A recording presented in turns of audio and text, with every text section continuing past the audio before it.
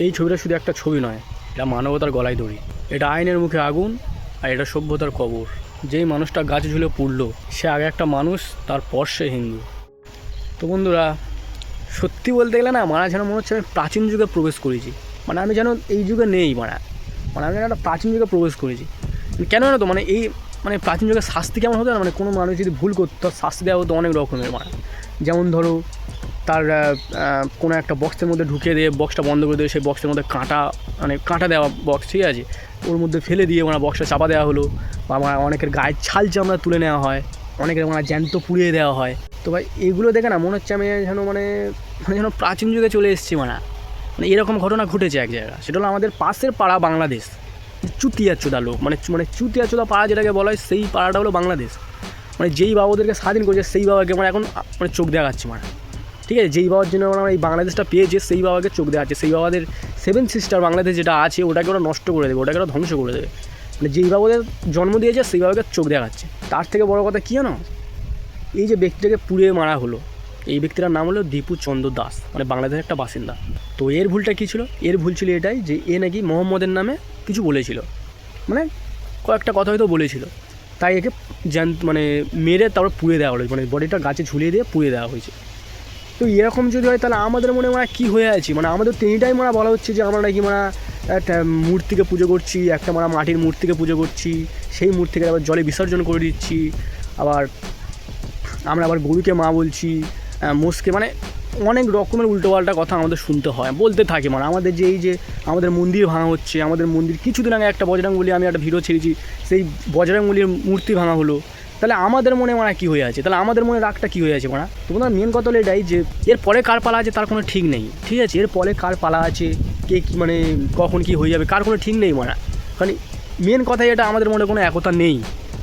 ওদের মনে একতাটা আছে, আমাদের মধ্যে কোনো একতাটা নেই। তো এখান থেকে ওরা একটা জিনিস পুরোপুরি একদম পরিষ্কার করে দিল যে আমরা অনেকে যেটা ভাবি যে সবাই আমরা এক, আমরা সবাই মানুষ না। মানুষ হলো সবাই এক, কিন্তু ধর্ম সবার আলাদা। ঠিক আছে, এটা ওরা প্রমাণিত করলো যে ধর্ম সবার আলাদা, ধর্ম কখনো এক হয় না।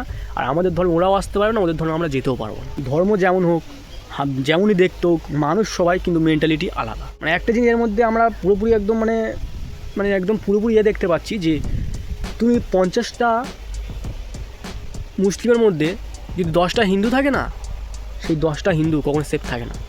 কিন্তু একটা মুসলিম যদি 100টা হিন্দুর মধ্যে থাকে না, সে সবথেকে বেশি সুরক্ষিত থাকে। এই কথা কেন বললাম জানো? এই যেমন আমাদের ইন্ডিয়াতে কত মুসলিম আছে, তার থেকে বেশি তো হিন্দুরা আছে। কই মুসলিমদের টার্গেট করা হয়েছে, মুসলিমদের আমরা থাকতে দিচ্ছে না, করতে দিচ্ছে না। কিন্তু বাংলাদেশে মুসলিম বেশি, হিন্দু কম, ওই জন্য হিন্দুদের এত টার্গেট করা হচ্ছে। আগে বাংলাদেশে জানো কত হিন্দু ছিল, এখন সেগুলো গেল কোথায়? কোথায় গেল? এরকম জ্যান্ত পুড়িয়ে মারছে। আরও অনেক ঘটনা আছে যেগুলো আমরা এখনও হয়তো অজানা, আরও অনেক রকমের ঘটনা আছে। তো একটাই কথাই বলতে হয়, যতক্ষণ না নিজে থেকে তোমরা ডিসিশন টানবে এটা যাতে আমাদের সাথে না হোক, ঠিক আছে, তার জন্য সবাই মিলে একতা হবে, এক থাকো। তার থেকে বড় কথা, এই যে মানুষটাকে পুড়িয়ে মারলো, সবাই ক্যামেরা খুলে ভিডিও করছে।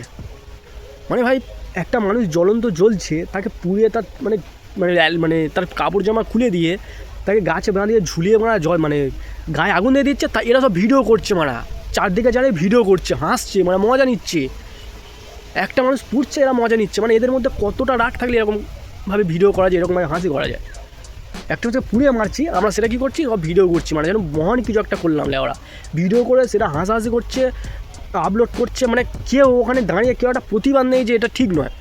প্রতিটা মানুষের আমরা কি জানি, সবাই আমরা কি জানি সবার মেন্টালিটি এক না। তাহলে এখানে মেন্টালিটি কোথায় গেল? যে এতজন মানুষ ছিল ওখানে, যে এতজন মানুষ ওখানে ছিল, তাদের মধ্যে একজনও তো প্রতিবাদ করলো না যে এটা ঠিক হচ্ছে না, এটা ভুল হচ্ছে, এরকমভাবে করা ঠিক না, তোরা ভিডিওটা করিস না, তোরা এটা করিস না, তোরা কেন পুড়িয়ে মারছিস? মেরেছিস ছেড়ে দিবি, তাকে পুড়িয়ে মারছিস, সেটা আবার ভিডিও করছিস, হাসাহাসি করছিস। তাহলে এখানে মেন্টালিটি কোথায় গেল? সবাই যদি আমাদের মেন্টালিটি এক থাকে, তাহলে এখানে মেন্টালিটি কোথায় গেল? আর এটা দেখেই এই যে কাজটা করেছে, এই কাজটা প্রমাণিত করে দিচ্ছে ওদের মনে হিন্দুদের জন্য কতটা মায়াদয়া আছে। যেখানে হিন্দু কম ওখানে অ্যাটাক হবেই, আর যেখানে হিন্দু বেশি ওটাই হলো সবথেকে সেফ জোন সবার জন্য। প্রতিটা ধর্মের জন্য ওটাই হলো সেফ জোন। আর এটাই হলো হিন্দু ধর্মের পাওয়ার। ঠিক আছে, আমার ধর্ম এরকম শেখায় না। আমাদের ধর্মে এইসব কিছু দেখায় না যে কে কী ধর্ম করছে, কে কী করছে, এসব কিছুই আমাদের দেখায় না। আমাদের আগে শেখায় যে মানুষটাকে চেনো, মানুষটাকে কে কী করছে সেটা বড় কথা না, কারোর ধর্মকে অ্যাটাক করতে যাও না, কারোর ধর্মকে নষ্ট করতে যাও না। আর এইগুলো দেখার পর একটা কথা মাথায় কি আসছে না তো, এইসব হওয়ার পরেও আমাদের দেশের IPL যেটা হয়, আইপিএল হচ্ছে নিজের দেশের প্লেয়ারদের কেন মারা, নিজের দেশের প্লেয়ারদের নিয়ে যা ইচ্ছা করো মারা, কেন মারা বাংলাদেশের প্লেয়ার কেন অত টাকা দিয়ে আমরা কিনো মারা? এই যে মুস্তাফিজুর রহমান, যে বাংলাদেশ আমাদের সব সময় মানে অ্যাটাক করার চিন্তা ভাবনা করে, যেই বাংলাদেশ সবসময় পাকিস্তানে গিয়ে আমাদের বিরুদ্ধে সব ষড়যন্ত্র করে যে কী করে মানে ভারতকে মানে আমরা জব্দ করবো, কী করে এটা কী করতে হবে, মানে ভারত কী করে টার্গেট করতে হবে, ভারত কী করে অ্যাটাক করতে হবে, ভারতের মানুষের কী করে মানে ধ্বংস করে দিতে হবে, এই সব কথা সারাক্ষণ যাদের মেন্টালিটিতে ঘোরে, সেই সব দেশের প্লেয়ারদের কেন মানে আমাদের ইন্ডিয়ান যে আইপিএলটা হয় কেন হচ্ছে? হ্যাঁ 9 কোটি 20 লক্ষ টাকা দিয়ে আমাদের বাংলাদেশের মুস্তাফিজুর রহমানকে কিনেছে, কেন মানে আমাদের কি ইন্ডিয়ান প্লেয়ার নেই? আর কি অন্য দেশের প্লেয়ার নেই মানে? অত টাকা দিয়ে মানে তোমরা লেবরা মানে যেই দেশ আমাদের দিকে চোখ দেখাচ্ছে, মানে ইন্ডিয়া সবসময় খারাপ চায়, সেই সব দেশের প্লেয়ারদের আমরা কিনছি। আগে নিজের দেশ, তারপর বানাই সব আইপিএল, আগে নিজের দেশ বানা। তারা মানে আমাদের সবসময় ক্ষতি করার চিন্তা ভাবনা করছে, তাদের প্লেয়ারদের আমরা 9 কোটি 20 লক্ষ টাকা দিয়ে আমরা তাদেরকে কিনছি মানে। কেন কিনছি মানে? আর কোনো কি প্লেয়ার নেই নাকি মানে? দেশ আর কোনো প্লেয়ার নেই, ইন্ডিয়ান কোনো প্লেয়ার নেই নাকি মানে যে মানে বাংলাদেশের প্লেয়ার কিনতে হবে? বয়কট করে মানে এই আইপিএল এসব মানে KKR টিমটা পুরো বয়কট করতে হবে। লাস্ট কথা আমি একটাই বলতে চাই, আমরা যদি এখনও চুপ থাকি তাহলে আগামীকাল কার পালা আমরা কেউ জানি না। হিন্দু সমাজের উদ্দেশ্যে বলছি, এটা রাগের সময়, কিন্তু অন্ধ রাগের না।